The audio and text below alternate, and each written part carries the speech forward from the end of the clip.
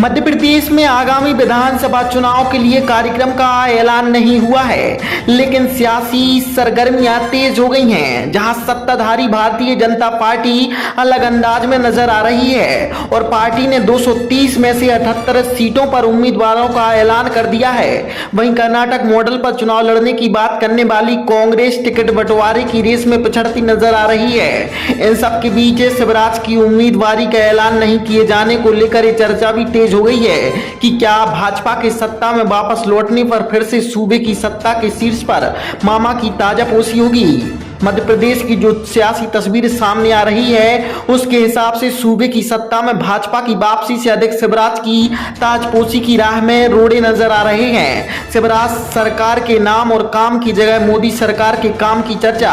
विधानसभा चुनाव में केंद्रीय मंत्रियों और सांसदों को चुनाव मैदान में उतारे जाने से इन अटकलों को और हवा मिल गई है। विधानसभा चुनाव में बतौर उम्मीदवार दिग्गजों की जमावट को शिवराज की घेराबंदी की ही तरह देखा जा रहा है।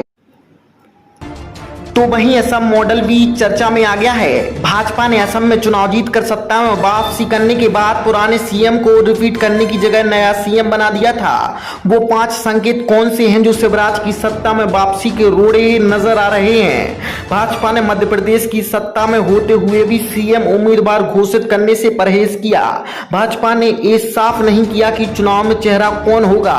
पार्टी सामूहिक नेतृत्व के साथ चुनाव मैदान में उतरने की बात कह रही है। इसे शिवराज के लिए शुभ संकेत नहीं माना जा रहा है। शिवराज के समर्थक भी पसोपेश में हैं कि चुनाव के बाद क्या होगा।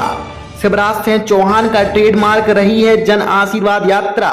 शिवराज हर साल चुनाव से पहले अधिक से अधिक विधानसभा क्षेत्रों तक पहुंचने के लिए जन आशीर्वाद यात्रा निकालते रहे हैं। हर बार ये यात्रा जुलाई अगस्त के महीने में शुरू हो जाती थी और चुनाव कार्यक्रम का ऐलान होने तक 100 या 100 से अधिक विधानसभा सीटों को कवर कर चुकी होती थी, लेकिन इस बार ऐसा नहीं हुआ।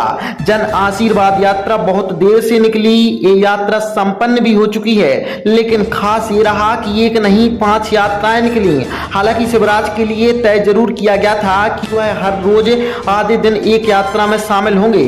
मध्य प्रदेश में भाजपा का चुनाव अभियान सीएम शिवराज के इर्द गिर्द ही रहा है, लेकिन इस बार हालात बदले नजर आ रहे हैं। शिवराज साइड रोल में है और मुख्य भूमिका में केंद्रीय नेतृत्व नजर आ रहा है।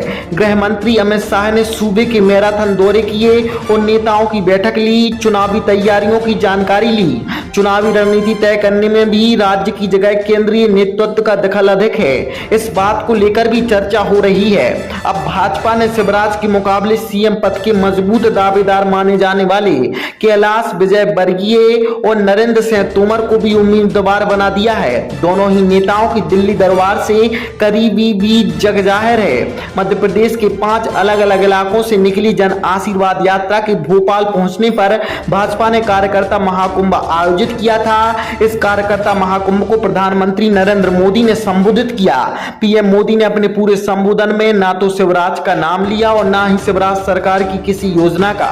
पीएम मोदी के संबोधन में शिवराज का जिक्र नहीं होने को शीर्ष नेतृत्व के स्तर पर शिवराज के लिए सब कुछ ठीक नहीं होने का संकेत बताया जा रहा है।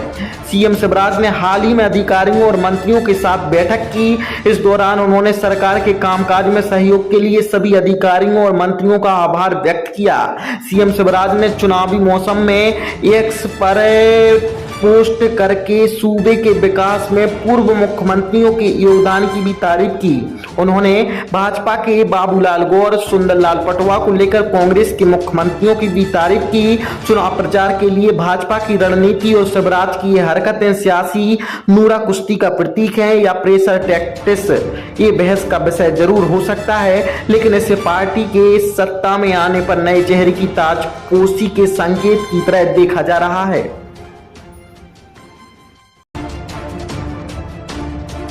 अरिहंत बर्तन भंडार रहली। हमारे यहाँ सभी प्रकार के बर्तन, दहेज सामग्री सहित समस्त कंपनियों के सीसीटीवी कैमरे लगाए जाते हैं। संपर्क करें मयंक जैन 81 20 50 84 90।